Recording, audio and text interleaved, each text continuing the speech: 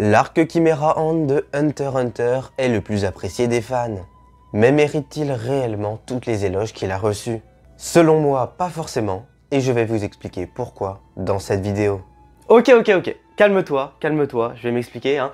Je sais ce que tu es en train de te dire. Eh mais c'est qui lui? Comment ça il aime pas l'arc Chimera Hand? Allez, dislike. Eh ben ma foi, si tu veux, vas-y, hein, mets un dislike, fais-toi plaisir, quitte la vidéo, t'auras pas mes arguments, tu sauras pas pourquoi je n'aime pas cet arc. Voilà, fais comme tu veux, si tu veux pas échanger avec des personnes, c'est ton choix. Bon, je suppose que si tu es encore sur cette vidéo, c'est que comme moi, tu as quelques problèmes avec l'arc Chimera Hand de Hunter x Hunter, ou même que tu veux savoir un petit peu mon avis et que tu veux peut-être, pourquoi pas, essayer de me donner tes arguments pour me convaincre afin d'aimer un petit peu plus cet arc. En tout cas, je te demande de mettre ton avis dans les commentaires, mais surtout avec du respect pour les autres personnes, parce que voilà, chacun a son avis, donc on fait ça avec respect et tout va bien se passer. Je sais que beaucoup d'entre vous vont me détester, certains vont avoir le même avis que moi, mais voilà, je me présente, moi c'est Mythos, je fais des vidéos sur les mangas et les animés sur YouTube et je suis présent aussi sur les réseaux sociaux. Et là voilà, je vais te donner un peu mon avis sur l'arc Chimera Hand de Hunter x Hunter. Voilà, ça va un peu jaser je pense dans les commentaires. Déjà, il faut savoir que je fais cette vidéo parce que en fait elle n'était pas prévue à la base, mais j'ai envie d'échanger un petit peu avec vous, de comprendre pourquoi cet arc est tant apprécié par la communauté alors que moi je ne l'ai pas trouvé si incroyable que ça. J'ai vraiment envie de comprendre l'engouement qu'il y a autour de cet arc. Évidemment, j'ai pas fait de recherche, regardé l'avis d'autres personnes. Voilà, je sais juste que beaucoup le considèrent comme un grand arc, mais je voulais pas que mon avis soit influencé. Donc là, c'est vraiment mon avis après lecture. Donc là, voilà, avis à chaud. On va d'abord partir sur, on va dire, mon avis global. Pour moi, l'arc est bon, mais il ne mérite pas toutes les éloges qu'il a eu, toutes les éloges que j'ai entendus. Mais ça, voilà, bien entendu, on va revenir point par point dans cette vidéo. Mais bon, il faut un peu que je vous replace dans le contexte de comment est-ce que j'ai lu Hunter x Hunter, comment j'ai découvert cet arc et pourquoi mon avis est comme ça. Comme vous le savez sûrement, le 24 mai dernier, un certain UN4V5S8BGS-VK9XP poste une photo sur Twitter indiquant que 4 nouveaux chapitres sont prêts. Mais de qui s'agit-il? Est-ce réellement Yoshihiro Togashi, le créateur du manga Hunter x Hunter? Eh bien oui, c'est confirmé quelques jours plus tard. Moi, à ce moment-là, je connais l'œuvre de nom, je sais qu'il y a un animé qui marche plutôt bien, qui est disponible sur Netflix, et pas mal de monde en parle. Mais vu que le manga est en pause, il est dans ma liste de lecture, mais je me dis, bon, rien ne presse, voilà, j'ai encore un petit peu de temps. Et bien finalement, tout ça va être chamboulé. Seulement, vu l'engouement qu'il y a eu là en quelques heures sur Internet, c'était vraiment incroyable. Je me suis dit, pourquoi pas commencer le manga Hunter x Hunter, afin d'être à jour lorsque les chapitres reprendront. Je commence le manga, tout va très bien, j'adore les personnages et l'univers, je suis vraiment plongé dans ma lecture.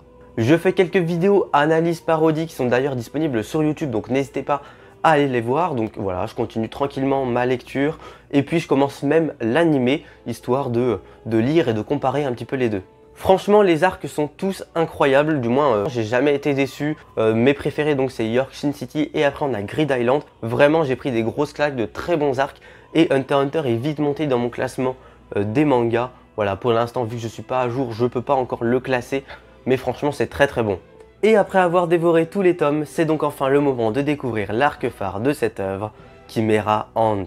D'après le poteau Ron et d'autres personnes sur internet ou dans la vraie vie que je connais, cet arc est le meilleur arc de Hunter x Hunter, voire même un des meilleurs arcs de shonen confondus. Donc vraiment, ma hype était au maximal. Et justement, c'est peut-être ça le problème.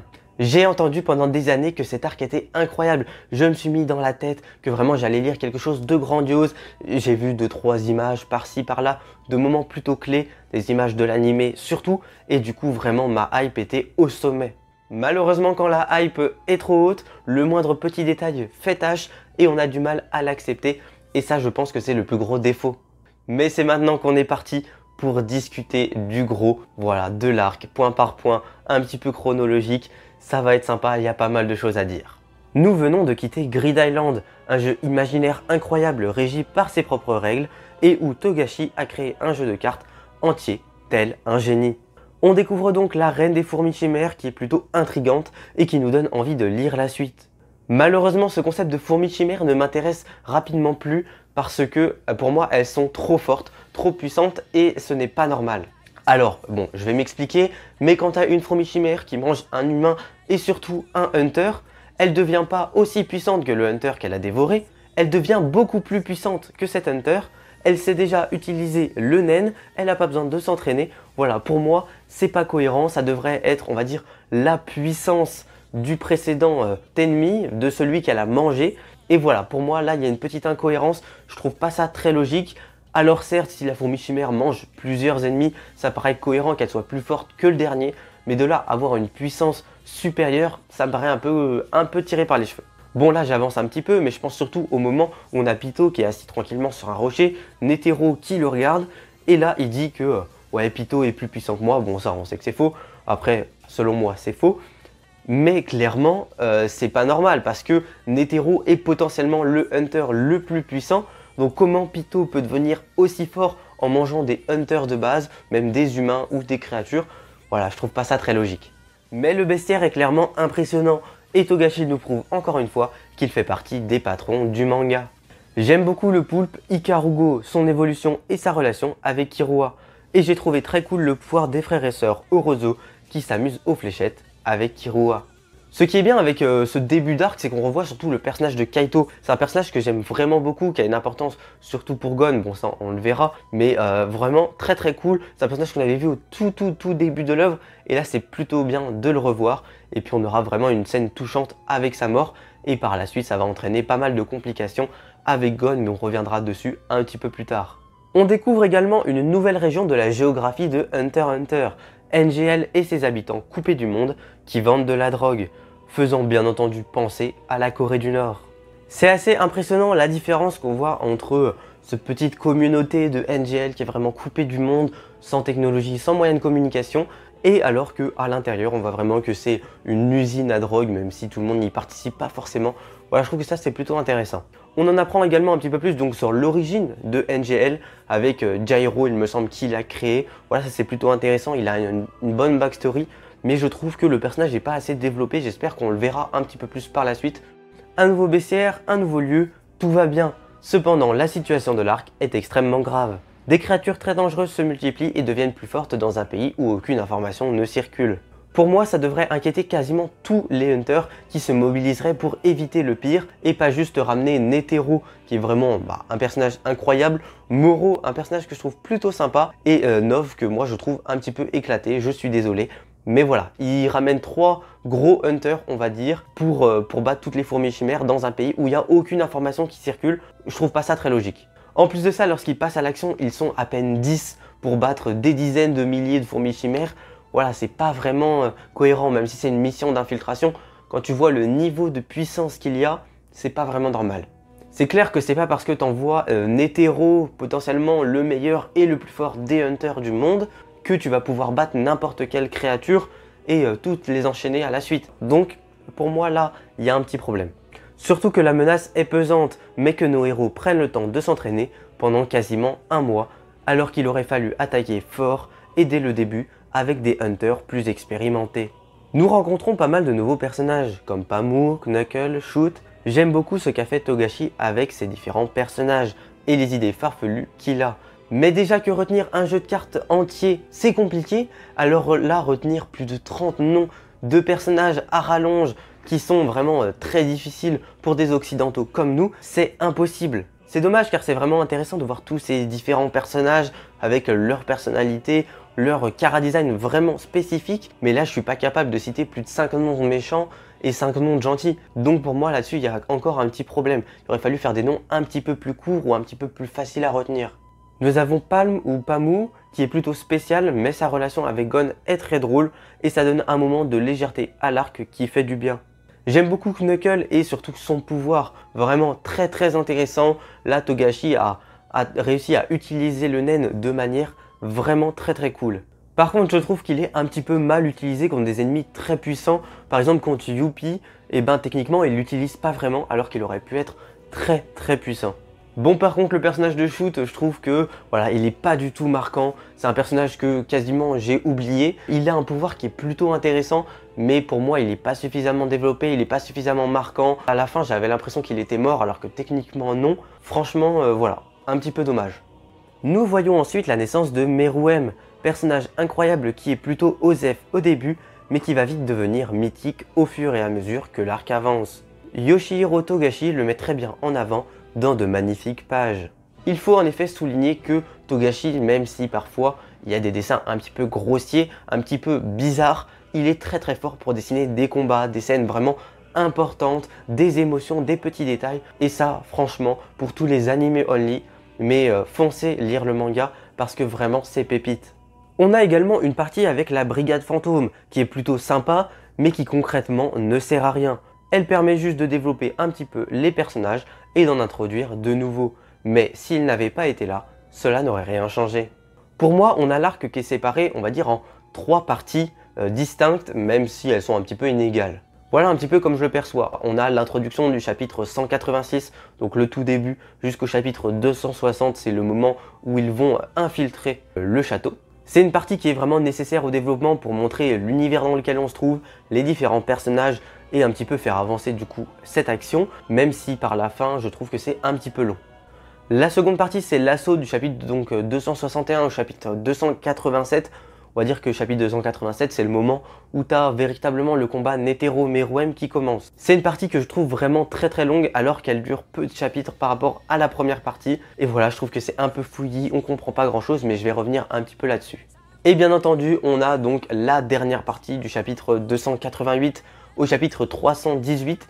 Et donc ça voilà, c'est une partie qui est incroyable avec évidemment 2-3 petits détails qui me plaisent pas forcément.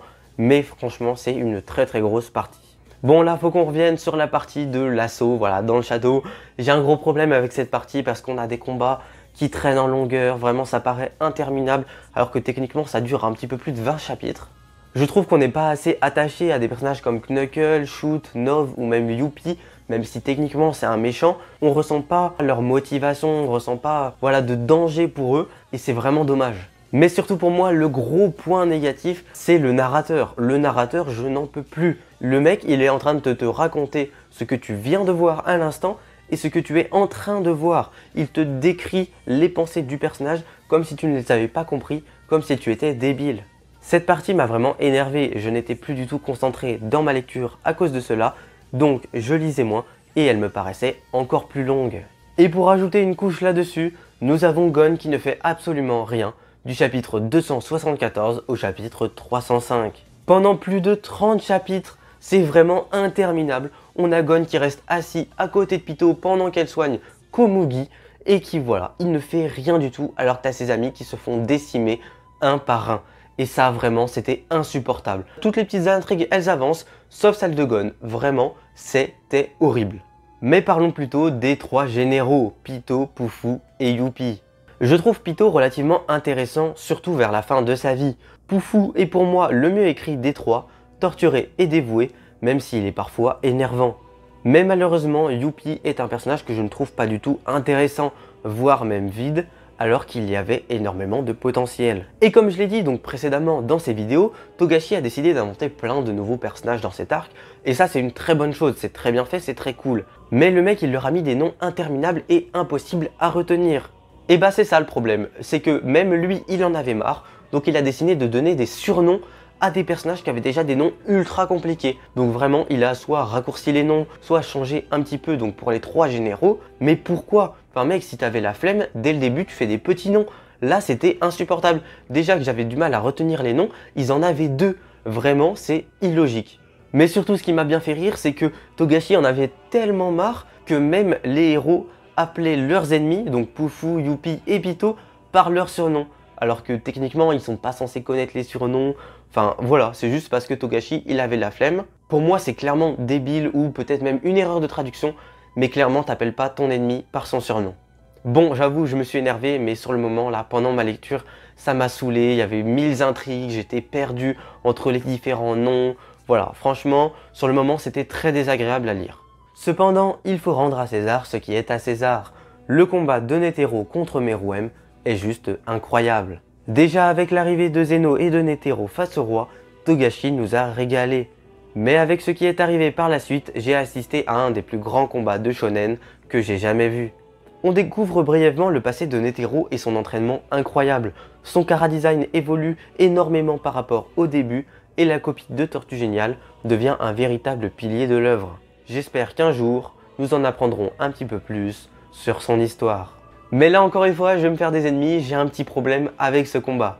Nous avons Netero qui envoie ses meilleures attaques à Meruem dans des doubles pages juste sublimes. Mais le roi ne subit quasiment aucun dommage. Alors que lorsque Netero utilise la rose miniature en se sacrifiant, Meruem est presque mort et finira par en mourir empoisonné.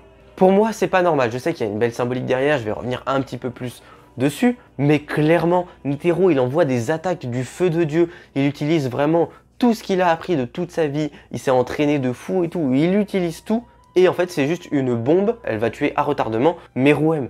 Alors que vraiment Netero il a lancé des dingueries. Mais il est vrai que la symbolique est très belle. Netero, le meilleur des humains, ne peut venir à bout de la pire des fourmis chimères. Cependant, cette bombe, la rose miniature, le pire que les humains aient créé, a réussi à tuer la pire des créatures. Et c'est d'ailleurs ce que nous voyons un petit peu après avec leurs horribles visages et la terreur qu'ils sèment partout où ils passent. Mais bien entendu, après ce combat légendaire, il faut parler voilà d'un autre gros combat de cet arc, Gon contre Pitou. Après plus de 30 chapitres d'attente, c'est enfin le moment de se battre. La mort de Kaito détruit Gon qui passe une sorte de pacte de naine afin de devenir plus fort. Ce combat est juste magnifique visuellement et émotionnellement. Gon libère toute sa rage et explose Pitou sans difficulté. Togashi fait vraiment un travail remarquable dans ce combat, c'est vraiment impressionnant et ça franchement j'aime bien. J'ai d'ailleurs remarqué que Meruem et Gon étaient directement opposés dans cet arc. En effet, nous avons Gon qui vit une véritable descente aux enfers du début où il est heureux de voir Kaito, à la fin où il est prêt à sacrifier sa vie pour le venger. Alors que Meruem, quant à lui, une bête sanguinaire et sans âme lors de sa naissance, devient une créature attentionnée et gentille avant sa mort. Finalement, Togashi nous pose une question bien précise dans cet arc. Qu'est-ce que c'est qu'être un humain? Il nous pousse à la réflexion en nous proposant deux chemins différents, celui de l'homme, de l'humain, qui va petit à petit se transformer en bête, et celui bien entendu de la créature, qui va petit à petit se transformer en humain. Pitou est vaincu, Netero et Gon sont hors jeu, il ne reste désormais plus personne pour arrêter Meruem. La terrible créature est mourante et elle choisit de passer ses derniers instants avec l'être qui donne du sens à sa vie, Komugi. J'en ai pas encore parlé dans cette vidéo, mais j'adore vraiment beaucoup la relation entre Komugi et Meruem. La jeune aveugle pas très belle se confronte donc au roi des monstres. Mais comme elle ne peut pas voir sa laideur extérieure, elle se concentre sur sa beauté intérieure et l'impacte directement de manière involontaire. C'était très satisfaisant de ne pas voir Meruem gagner contre Komugi. Vraiment, il n'a jamais gagné contre elle et je pense que c'est une très bonne idée parce que ça montre que le personnage a encore du chemin à faire et que même s'il est né roi avec une puissance surhumaine, eh bien, il ne naît pas avec toutes ses capacités. Il faut encore qu'il grandisse et qu'il apprenne. Et voilà, ça c'est très important. Cela nous montre aussi qu'il n'y a pas que la force brute qui compte, mais l'intelligence aussi doit être respectée, doit être acceptée. Un personnage comme Komugi est respecté par un personnage comme Meruem, et ça franchement c'est très cool. La symbolique derrière ces personnages est magnifique. La vie est une question de patience, il faut juste suivre le fil. Nous faisons parfois des erreurs, nous reculons, nous trébuchons, mais le principal est de toujours aller dans la bonne direction. Yoshihiro Togashi dit adieu à ces deux personnages incroyables dans un magnifique chapitre, rempli d'émotions et de souvenirs, clôturant ainsi l'arc Chimera Ants. J'espère que cette vidéo t'a plu et que tu as plein d'arguments pour me convaincre dans les commentaires. Franchement, n'hésite pas, voilà, bien entendu toujours dans le respect. Mais voilà, j'ai envie d'échanger un petit peu sur ton avis pour savoir un petit peu ce que tu en penses, pourquoi, est-ce que toi t'as kiffé ou est-ce que tu n'as pas kiffé. Voilà, on peut échanger dans les commentaires, ça peut être très cool. Évidemment, je ne trouve pas l'arc mauvais. Pour moi, il est juste trop inégal. Avec d'incroyables moments comme les combats Netero Meruem ou Gon Pitou, mais également de belles scènes entre Komugi et Meruem, l'arc ne peut pas être mauvais. Mais ces moments mémorables sont vite rattrapés par les côtés négatifs de l'arc selon moi. Un milieu d'arc trop long qui étire ses combats sans utilité, de nombreux personnages oubliables, un narrateur insupportable et un nombre faramineux d'intrigues qui s'entremêlent sans avancer. Comme l'erreur est humaine, nous retenons plus facilement les aspects négatifs que les aspects positifs. Mon jugement premier fut donc de rejeter l'arc, le plaçant en 3e position derrière Yorkshire City et Grid Island. Mais cela fait maintenant une semaine que j'ai terminé cette histoire et je suis désormais moins déçu qu'au cours de ma lecture. Je pense seulement que du temps et une relecture sont nécessaires afin que mon avis évolue.